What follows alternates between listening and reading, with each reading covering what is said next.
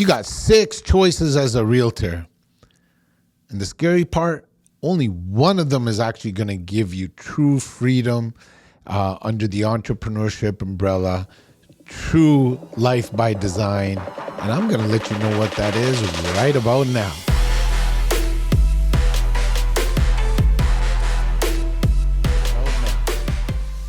So as my, journey in this real estate world, I've seen and participated in the options that a realtor has.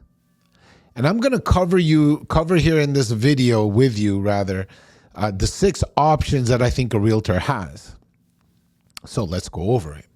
There's 6 paths. So number 1, the solo agent. Okay.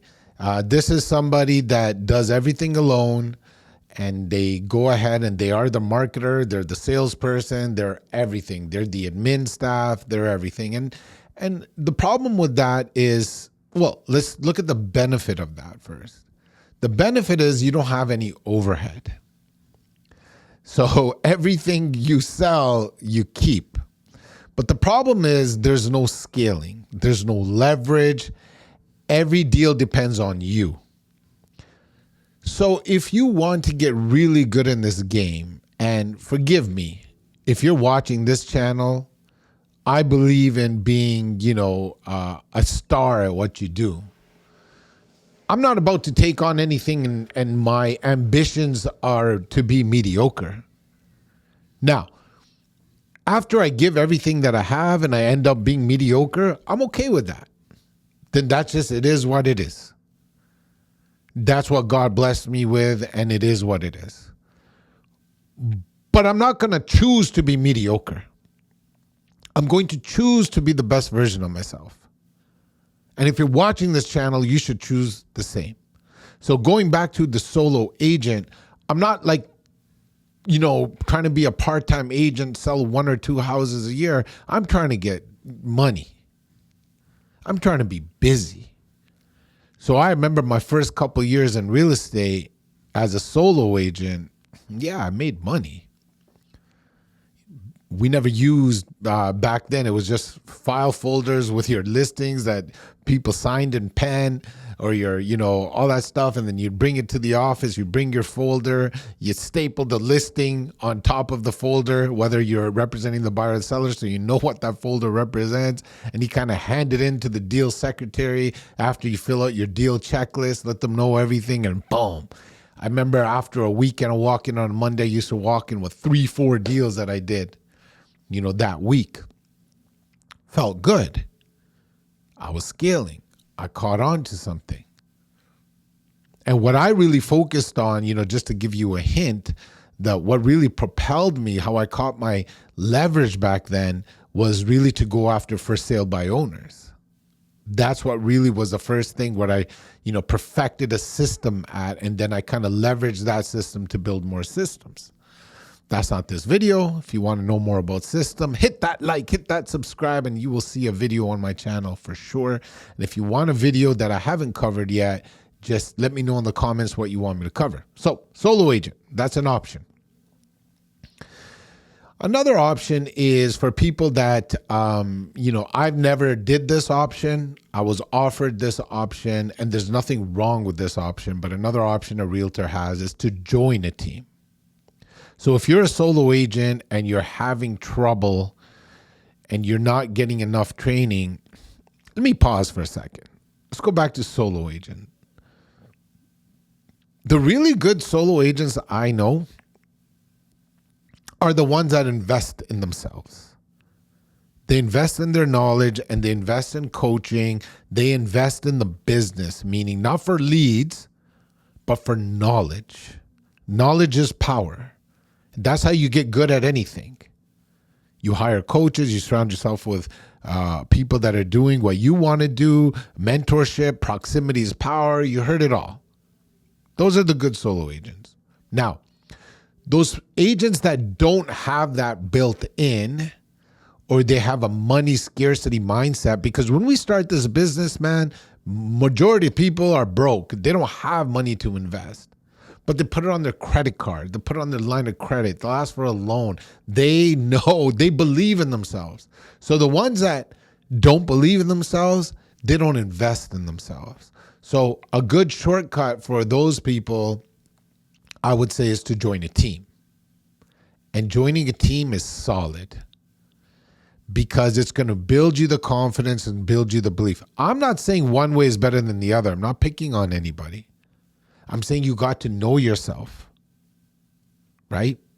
And either avenue is okay. The first one I described of a really good solo agent or somebody that's not as confident or doesn't have the means and they want to join a team. So the cool part about joining a team, you do get the training. You'll get some leads if it's a good team that you're joining. You're going to get mentorship. You're going to feel in proximity of people that are doing the same thing. The bad thing about joining the team is obviously you don't make as much money because you got to give a portion of whatever you make to the team, which is okay.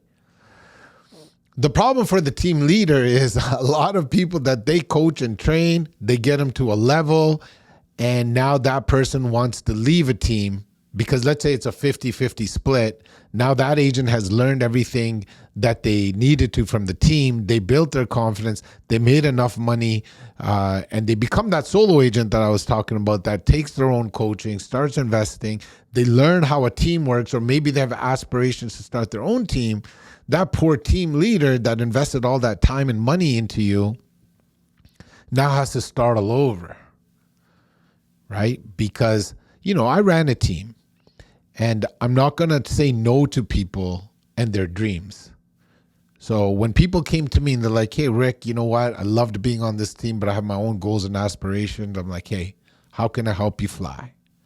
I get it. You grew some wings and now you want to fly, and that's what I wanted for you.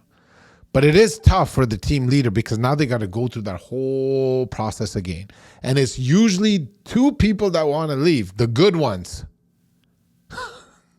and the great ones. The ones that aren't doing anything, they leave because you probably fire them.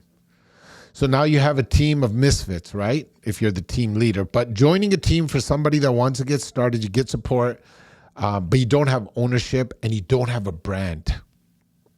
In one of my videos, I covered like the 3 engines to scale, and one of them was the brand engine. You're doing all your deals under somebody else's brand. So that is not cool, right? That's not going to give you authority in the marketplace. So a third option that, to the 6 paths that I know that a realtor has is you can join a traditional brokerage. You join a traditional brokerage, right? So in a traditional brokerage, you are that solo agent, you get minimal support, you're on your own. Usually Bob the broker hasn't sold houses in a long time, and their training consists of, hey, talk to your sphere of influence, hand out 10 business cards a day, things that really don't work anymore because they're not in the business of coaching realtors how to scale. That's why you got to pay coaches. And I paid a lot of coaches. You should pay coaches. I'm not asking you to be a student because I don't want your money. I can coach you for free, and that's a 6th option. You want to wait around for that. So, we already talked about the 4th path that a realtor has, that is starting a team, but kind of let me elaborate on it a little bit. It's a lot of stress. You're now managing agents and you're probably, until that team scale, you're making less money. Let me explain. A good solo agent, let's say, makes, he makes $400,000 a year. He got into the groove of selling real estate, $300,000 to $500,000 a year, even $250,000, whatever that number is. I just happened to pick $400,000. So let's say Tom the realtor, he's a pretty good realtor, makes $400,000 a year. But now he has an overflow of leads, an overflow of business, and he's ambitious and he's an overachiever. So the next thing, that he wants to aspire to is a team leader. So the first few years as a team leader, he stopped selling because in order to run a good team, you can't work in the business. You have to work on the business.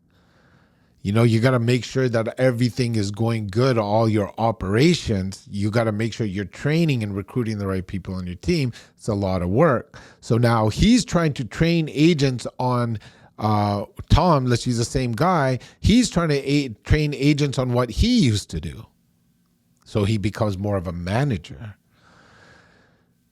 And now, because he's out of sales, he's relying on other people's sales. And let's assume in this team it's a 50-50 split. And let's say the team went from, him solo agent, he was making 400,000, but as a team, he's making, let's say, 600,000 at a 50-50 split. Well, simple math tells you 50% of 600,000 is 300,000. So he's making 300,000, and that's cool because he's not on the field. But you're wrong because he did the math wrong. You're forgetting about expenses. The more mouths you have to feed in a team, the higher your marketing goes, the higher your salary goes. So out of the team leader's 50%, he'll be lucky if he's catching 20% of that. Does that make sense? So now he's netting, if the team's making 600,000, I'm being nice. At this level, I'm not being nice because his expenses aren't probably too high because, this team isn't doing billboards and radio and all that stuff. So let's say he's, you got 20% gross profit. So now if the team makes 600,000, he's 20% of 600,000 is 120 grand. So this agent that's used to making 400,000 went to 120 grand. Guess what? He's still going to be going out there and selling his own deals in the beginning. Why wouldn't he? As a team scales, as it gets bigger, it takes years. It's like a hockey stick, right? Like a flat hockey stick. Imagine a hockey stick just sitting there on flat. And then for years, the team is just like this, making less money. And then boom, then it goes. And now you're chilling. You have a system. You're making more money, more than that $400,000. But that takes time and it takes a big bankroll because for a long time, you're going to make less money. But when it scales, it's cool. So starting a team, you have maximum stress. You're now managing agents. You have to worry about expenses and leads and problems. And like I said, agent turnover, because when agents get good, they want to leave. All right, let's go on. One of the other options, the fifth path the realtor has is, we talked about an agent, joining a brokerage, but now let's say this person wants to open a brokerage, which is going to have two paths. They can open a franchise, like a Remax, a Keller Williams or whatever, you like, but opening those kind of brokerages, it's like similar to opening up a McDonald's or a Tim Hortons or a Starbucks. There is a lot of overhead because you got to buy into the franchise. There's that overhead cost. Then you got to have, your admin department. You got to buy or lease office space, a lot of overhead. And then you got to go into the recruiting game, which is to attract real estate agents. Well, you got to attract real estate agents at a lot of these ridiculous splits because a lot of time, I don't know where you're watching this, but where I'm watching this, a lot of these brokerages are giving away the farm. Giving away 100% commission or 95.5 with a very low monthly. So that brokerage is not sustainable. It's not sustainable. They get caught in the game of trying to get agents giving away the farm. And now this broker is broke. So then they're like, hey, it's probably the franchise fees that I'm paying that make me broke. Well, so the other option that they have is an independent brokerage. And even worse, because now you have, in my opinion, different quality agents, more inexperienced agents that want to join Tom's brokerage. Why would somebody want to join Tom's brokerage instead of like a Century 21 or a Remax, right?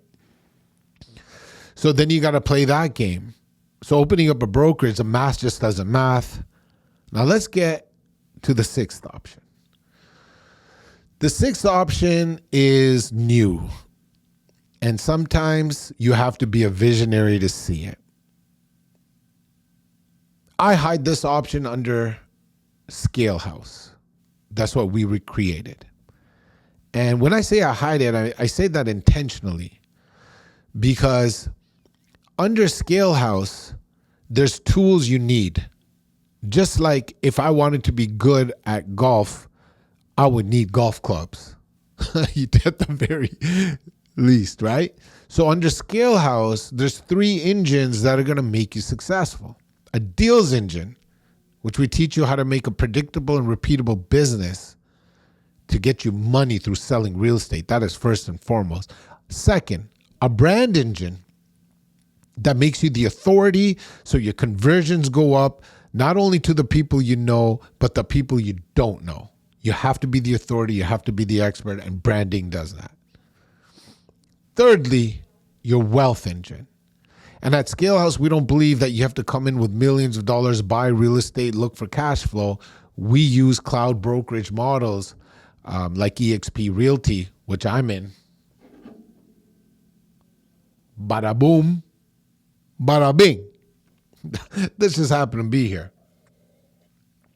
So I am using this for a tool for my third engine, which is my wealth engine.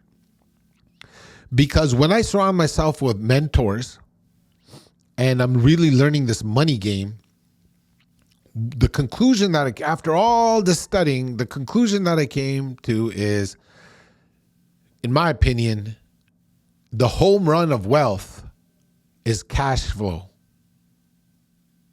Okay? But the home run champion is residual cash flow. Or I should say the grand slam. A single home run is cash flow, but the grand slam, hitting a home run when your bases are loaded, yeah, that's residual cash flow, making money that is happening, coming in while you sleep. Now, add to that compounding effect. Now you own the league. You're not just hitting home runs, you own the team. Okay? You're a team owner. You own the franchise. You're an owner.